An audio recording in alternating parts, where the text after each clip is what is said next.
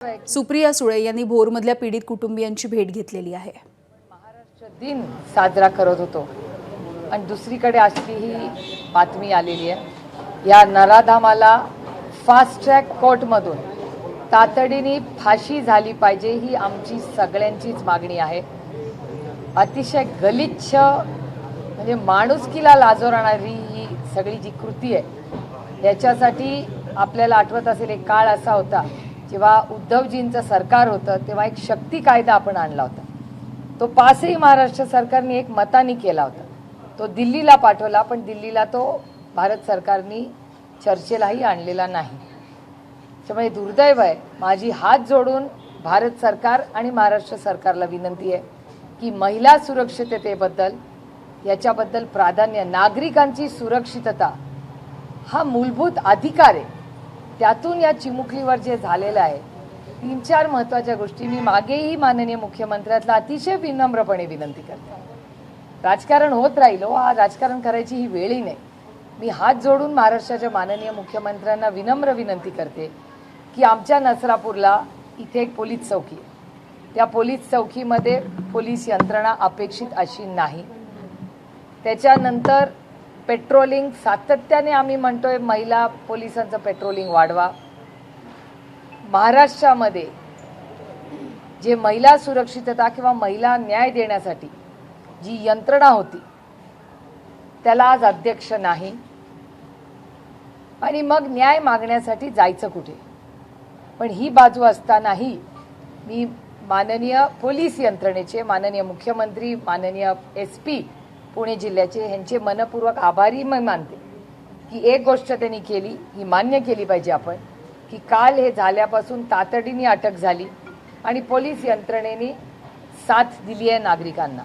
पण ह्याच्यात आम्ही समाधानी नाही। याचं कारण असं ज्या क्रूर पद्धतीने ही हत्या झाली आहे ही घटना कुठेही होता कामा नये आणि महत्त्वाचा प्रश्न आहे की हा या माणसाचा नराधामाचा 3रा गुन्हा होता।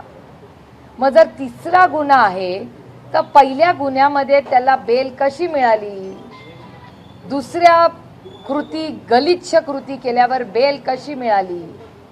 आमची लेक एवढी गोड चिमुरडी, आमची लाडकी, तिची हत्या होईस्तोवर थांबलं होतं का महाराष्ट्राचं सरकार? काल पोलिसांनी अतिशय यंत्रणा लावली पण हीच यंत्रणा जर पहिल्याच गुन्ह्यानंतर ह्या नराधामाला फाशी मिळाली असती तर पुढच्या 2 महाराष्ट्राच्या लेखी वाचल्या नसत्या का? त्यामुळे मला महाराष्ट्र सरकारला हात जोडून विनंती करायची आहे की आम्हाला फास्ट ट्रॅक कोर्ट हवाय आणि ह्या नराधामाला तातडीने फाशीची शिक्षा ही झालीच पाहिजे आणि महाराष्ट्राने प्राधान्य सुरू करा आणि देशाला दाखवा की जर महाराष्ट्रात कुठल्याही महिलेशी किंवा कुठल्याही नागरिकाशी अशी गलिच्छ कृती कोणी केली तर त्याला तातडीने फाशीची शिक्षा हे राज्य देईल। हा एक मेसेज हे अपेक्षित आहे आम्हाला महाराष्ट्राच्या सरकारकडून। फास्ट ट्रॅक कोर्टाचं तुम्ही म्हणताय पण पुण्यातलं जे शिवाजीनगर कोर्ट आहे तिथे फास्ट ट्रॅकच्या ज्या केसेस आहेत ते चालवण्यासाठी स्पेशल कोर्टच नाही आहे, साध्या कोर्टात ते चालवलं जातं, त्यामुळे विलंब होत आहेत। मग फास्ट ट्रॅकचा आदेश देऊन, आश्वासन देऊन उपयोग काय? आश्वासन नकोय आम्हाला ऍक्शन पाहिजे। माननीय मुख्यमंत्र्यांनी मंगळवारी वेळ दिली आहे। आम्ही सगळे नागरिक इथले ग्रामस्थ जाणार आहेत माननीय मुख्यमंत्र्यांना भेटायला। त्याच्यामुळे ते स्वतः वकील आहेत आणि ते स्वतः राज्याचे गृहमंत्री आहेत। आमची अपेक्षा आहे त्यांच्याकडून अतिशय विनम्रपणे मी माननीय मुख्यमंत्र्यांना विनंती करते की त्यांनी आम्हाला न्याय मिळवून द्यावा। सेम घटना जी आता चाकणमध्ये घडली आहे का मुलावरती लैंगिक अत्याचार करून त्याचाही गळा चिरून त्याची हत्या केली। हे वर्दीची भीती राहिलीच नाही। ही विकृती कशी वाढते? ज्या वर्दीचा सार्थ अभिमान आम्हाला आहे, महाराष्ट्राच्या पोलिसांना मला सार्थ अभिमान आहे, पण मग त्या वर्दीची का भीती राहिली नाही सामान्य माणसाला या विकृतीला? म्हणून काहीतरी ऍक्शन घेणं गरजेचं आहे आणि ते केलं पाहिजे।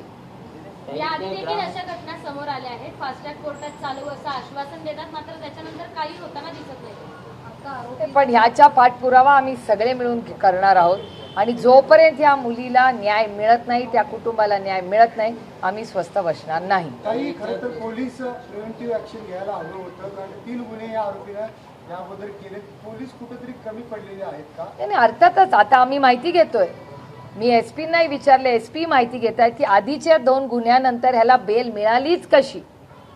या माणसाला त्यांच्या गावातून बाहेर काढून टाकलेलं आहे, हकलून दिला होता त्याला गावातून. मग जर गावातून हकलून दिलेला माणूस आपल्या नसरापूरमध्ये आलाच कसा? पोलिसांनी का लक्ष दिलं नाही? एक तर त्याला बेलच कशी मिळाली, हाच पहिला मुद्दा आहे माझा. काही स्थानिकांनी म्हटले ते पोलीस स्टेशन होतं ते शिफ्ट करण्यात आलं. तेच मी तुम्हाला म्हणले ना, मी अगिलशी माझं बोलणं झालेलं आहे. आणि पण शिफ्ट करताना पोलिसांनी पुढे तिथल्या कायदा सुव्यवस्थेची काळजी घ्यायला हवी होती. ही घटना टळली असती, मात्र शिफ्ट केल्यानंतर परत दुर्लक्ष झालं असे इथल्या स्थानिक महिलांचा आरोप आहे. आणि त्यांच्या सुरक्षतेचा सुद्धा प्रश्न असल्याचं महिला म्हणतायत की त्या मुलीवर झालं, आमच्या मुलींचं काय? हा प्रश्न पूर्णपणे रास्त आहे. माझं एसपी पुण्याशी सविस्तर या विषयावर बोलणं झालेलं आहे आणि जेव्हा माननीय मुख्यमंत्र्यांना आम्ही मंगळवारी भेटू तेव्हा हा मुद्दा पुन्हा आम्ही मांडणार आहे आणि आजच मी माननीय मुख्यमंत्र्यांना या विषयाचं पत्र लिहिणार.